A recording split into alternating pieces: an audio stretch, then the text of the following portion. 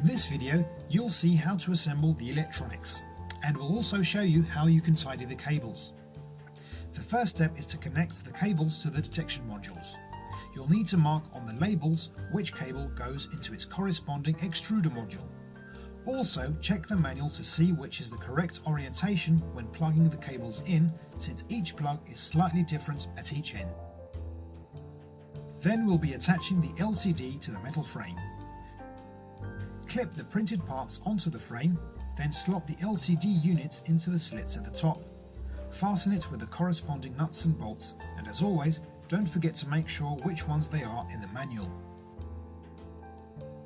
Now we attach the flat cables that make the LCD work.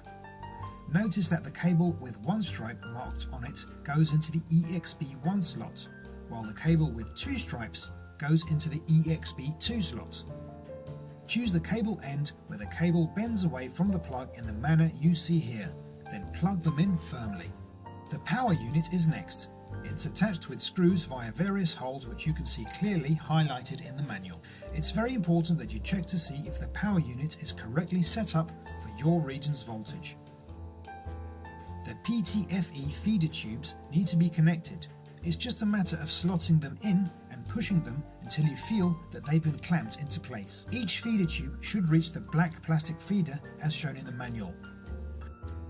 Removing them is just a matter of pressing the blue flange and pulling the feeder tube out.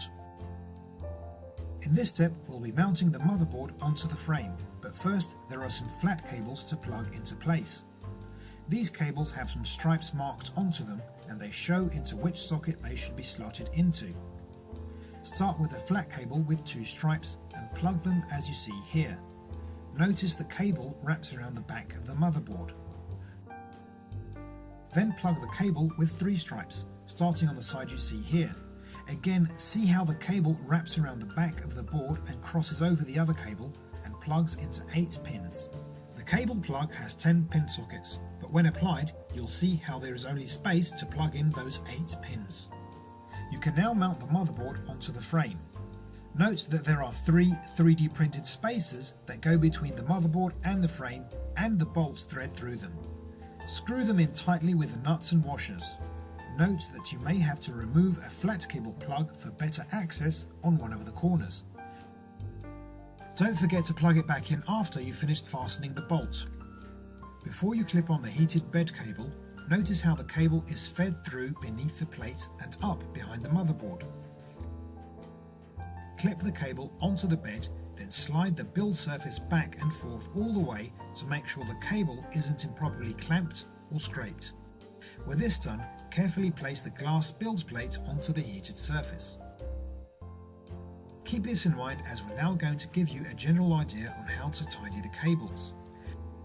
We suggest threading them between the frame and the board, then plugging or screwing the ends into the respective socket or terminal.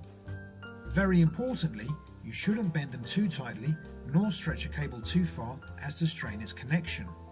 Always keep them out of the working area of the printer's moving parts, but make sure they flex enough to allow them free movement and not to be overstretched.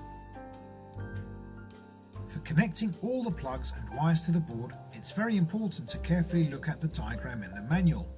This will show you all the labels and plugs and where they go in detail. Make sure each plug is properly connected and each wire properly screwed into its proper terminal.